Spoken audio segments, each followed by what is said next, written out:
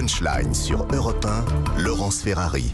On se retrouve dans Punchline avec nos débatteurs. Pierre Licia, consultant en communication. Nous sommes avec Gilles Montré, président d'Electis, ancien diplomate à Moscou, et avec Aminel Khatmi, président du Printemps républicain. On va écouter maintenant Franz-Olivier Gisberg, un de nos confrères éminents, qui évoque ce qui se passe entre Marine Le Pen et Éric Zemmour. Lui, il trouve que Marine Le Pen aurait dû rassembler et accepter la main tendue par Éric Zemmour. On l'écoute.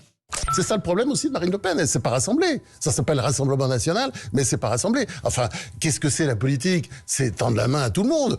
Faire aussi le baiser de la mort. Elle aurait pu faire le baiser de la mort à Éric Zemmour. Vous imaginez Mitterrand dans la même situation. D'ailleurs, il a fait aux communistes, il a fait... Enfin, c'est ça la politique. Sarkozy, tous les politiques qui ont un peu de dimension savent le faire. Elle, je le répète, on est toujours à la dimension de la crèmerie familiale, vous voyez, avec le beau-frère qui est le numéro 2. Enfin, tout est un peu organisé comme ça peut pas tenir, ça n'ira jamais très loin. Gilles Montré, on voit que tout s'organise, bloc de gauche, bloc de la droite. C'est une erreur politique ou pas du tout pour Marine Le Pen? Non, on comprend très bien Marine Le Pen. Déjà, dans l'entre-deux tours, elle avait dit qu'elle ne prendrait jamais Éric Zemmour comme Premier ministre. Ça n'a pas empêché tout son l'électorat d'Éric Zemmour de se rallier à Marine Le Pen.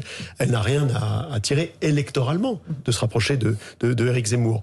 Maintenant, la réalité, c'est que Éric Zemmour...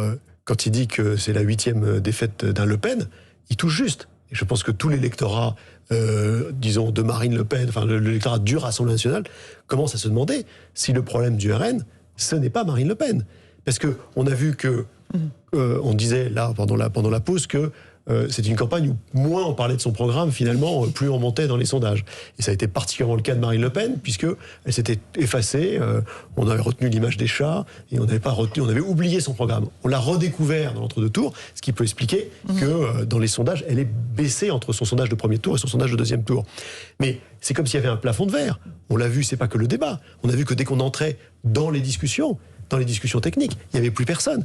Et bien sûr qu'il ne s'agit pas que de parler de chiffres. Et bien sûr qu'il y a une France qui veut qu'on parle de la réalité perçue qui n'est pas dans les chiffres. Mais encore faut-il les maîtriser, les chiffres. On a vu pendant le débat qu'elle ne savait même pas ce que c'était que la croissance en glissement annuel, l'inflation en glissement annuel, qu'elle avait l'air... C'était elle la glissade, qu'elle glissait en dehors du débat parce qu'elle n'en maîtrisait pas les termes. Et ça, on n'a pas besoin de les maîtriser, ces chiffres-là, pour comprendre qu'il y a un problème pour gouverner. Et donc, Éric Zemmour, là, il touche juste. Il dit, il va falloir quand même qu'on réfléchisse à ce que c'est que l'extrême droite après Marine Le Pen. Et ce ne sera pas le cas aux législatives. Aminel Khatmi. Oui, sans doute que, paradoxalement, Le Pen a bénéficié de l'effet Zemmour. C'est qu'il racontait tellement d'horreurs, pendant des mois, que du coup, elle est passée un peu en second plan. Et lorsque lui n'était plus là pour prendre la foudre, du coup, c'est vrai que ça s'est... mais j'ai un désaccord avec Franz-Olivier Gisberg, pour qui j'ai beaucoup d'estime par ailleurs. C'est que je pense que quelqu'un que vous invitez chez vous, qui arrive, qui vous insulte, qui met les pieds sur la table basse, qui gronde vos enfants et qui vous dit que la bouffe est dégueulasse, vous le réinvitez pas. Je veux dire, il vous le fait une fois, 2 fois, 3 fois, il y a un moment où vous en avez ras-le-bol. Donc le drame d'Éric Zemmour, c'est qu'il n'a cessé de se comporter en éditorialiste, en commentateur, ce qu'il faisait sur les plateaux de télévision, et il a oublié que parfois la politique, c'est aussi un peu de tact, un peu de diplomatie, et lorsque le soir du second tour, vous arrivez, vous commencez avec une vacherie qu'a rappelé Gilles à l'instant, et que vous enchaînez quelques secondes derrière en disant qu'il faut quand même qu'on fasse l'union, je peux comprendre qu'on n'ait pas forcément envie, quoi. D'accord, oui, entre ça et ne pas faire d'union des droites, il y a un pas qu'elle aurait dû franchir, Marine Le Pen, selon vous, Pierre Licia? Moi, je suis ni porte-parole je suis pas le conseiller de Marine Le Pen, encore moins de stratégie électorale. Moi, je pense que je suis assez d'accord avec ce que vient de dire Amine et d'ailleurs Gilles à l'instant. C'est impossible aujourd'hui, dans les conditions dans lesquelles se déroulait cette campagne, d'imaginer une alliance du Rassemblement National avec Éric Zemmour. Éric Zemmour a passé toute la campagne présidentielle à taper comme un sourd, aussi bien sur la droite et sur la candidature et la personnalité de Valérie Pécresse, que sur le Rassemblement National et Marine Le Pen. Et donc, dès l'instant où il tape sur tout le monde, comment voulez-vous ensuite que sa parole et que son geste tendu pour l'union des droites puisse avoir un écho quelconque? C'est impossible. D'autant plus que l'objectif d'Éric Zemmour, in fine, et ça l'a été pendant la campagne présidentielle, mais de façon où il l'a affiché ouvertement, c'était de tuer littéralement le Rassemblement national en disant Marine Le Pen n'a strictement aucune chance de l'emporter. Il a essayé de siphonner avec un certain succès une partie des personnalités du Rassemblement national, mais derrière, il n'a pas eu les résultats électoraux escomptés. Mais aujourd'hui, c'est vrai que c'est compliqué d'avoir la main droite tendue et puis l'autre main droite, parce qu'il a deux mains droites malheureusement cet homme-là, qui tape aussi sur la personne avec qui il veut négocier. Il a fait un tweet en disant aujourd'hui que Reconquête ne présenterait pas de candidat aux législatives face à Marine Le Pen, Éric Ciotti et Nicolas Dupont-Aignan. Est-ce qu'il va essayer aussi d'attirer à lui quelques LR égarés ou pas ? Grand seigneur. Alors je pense que le sujet des LR aujourd'hui, c'est plus la menace d'être aspiré par la Macronie plutôt que d'être aspiré par Éric Zemmour, qui a fait un score certes plus honorable que celui de Valérie Pécresse, mais qui n'est pas non plus devenu une force politique incontournable dans le pays, contrairement à Marine Le Pen qui est assez solide. Donc je pense que j'ai un grand seigneur. De toute façon, les candidats Reconquête face à ces trois candidats-là ont assez peu de chances de faire un score. Donc ça lui coûte rien. Ça lui coûte rien d'annoncer ça. Il donne des gages de bonne volonté à bas coût. Donc pourquoi pas. Mais personne n'est dupe, encore moins les responsables ni des LR ni du Rassemblement national. Où est la droite aujourd'hui, Gilles Montré ? C'est ça qu'on lit en creux dans le tweet d'Éric Zemmour.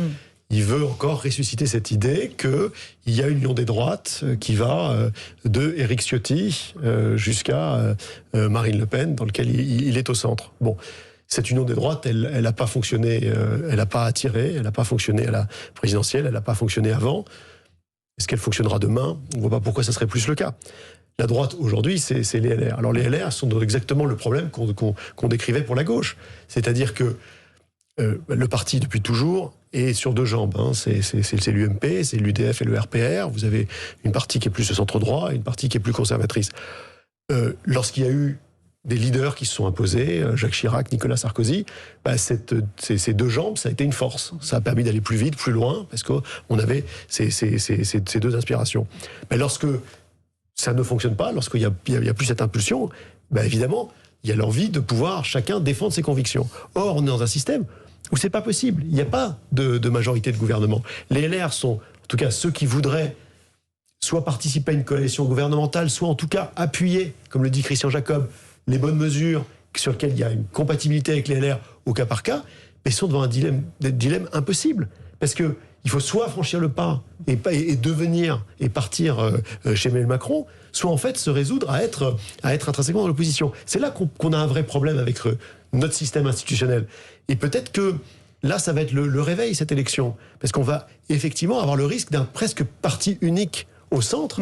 Et je pense que tout le monde, quelles que soient les appartenances politiques, va se dire il y a quelque chose qui cloche dans notre démocratie. Et ce sera le moment de changer un peu les règles. Aminel Khatmi, un parti au centre et des extrêmes. Donc la vie politique française se résumerait à ça ? Il faudrait pas que ce soit ça, parce qu'évidemment, on a besoin dans ce pays d'opposition républicaine. Donc moi, je ne me réjouis pas de la quasi-disparition du Parti socialiste, puisque c'est ce, en réalité, à quoi on est en train d'assister. Pareil du côté des Républicains, deux grands partis de gouvernement qui vont garder des poches locales, parce que vous avez des villes, des départements, des régions, mais qui n'ont plus de structuration nationale. Parce que dans les deux cas, on a voulu faire cohabiter dans la même maison, en réalité, des gens qui ne sont plus d'accord, pas sur des broutilles, pas sur des détails, pas sur la couleur des lampadaires, qui ne sont plus d'accord sur l'essentiel, sur l'Europe, sur la laïcité, sur l'économie, sur tout un tas de sujets importants. Vous avez des lignes pour le cas d'LR, le rapport à l'extrême droite, avec des gens qui se réclament d'une filiation chiracienne, gaulliste, républicaine, et qui disent jamais nous n'irons, et d'autres qui disent, alors qui ont commencé par dire ni les uns ni les autres, ni l'extrême droite ni Macron, et qui ont fini, comme M. Ciotti, par dire en cas de second tour Zemmour-Macron, je vote Zemmour. Bon, tout ça n'est pas bien sérieux. Donc c'est l'aboutissement d'un processus logique, mais c'est vrai, je partage ce que dit Pierre, dans une démocratie, un pouvoir a besoin d'opposition qui soit aussi des oppositions républicaines, parce que si ce pouvoir échoue, moi je ne souhaite pas qu'il échoue évidemment parce que je le soutiens, si la seule alternative qui reste c'est une extrême gauche radicale, anti-républicaine et une extrême droite qui l'est tout autant, ce sera dramatique pour notre pays. Pierre Licia, vous avez soutenu Valérie Pécresse pendant la campagne présidentielle. Là, est-ce qu'on va assister au Big Bang chez les LR, puisque Emmanuel Macron va donner ses investitures pour les législatives dans la semaine. Donc certains députés LR seront tentés de rejoindre ces rangs pour sauver leur poste.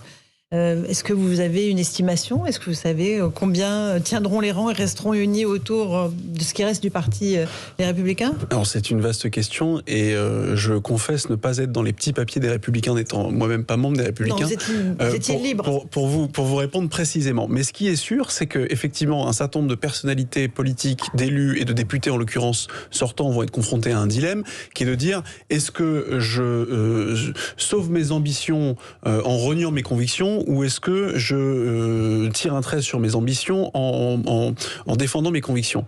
C'est un dilemme. C'est un dilemme auquel les Républicains vont être confrontés dans les prochains jours, les prochaines semaines.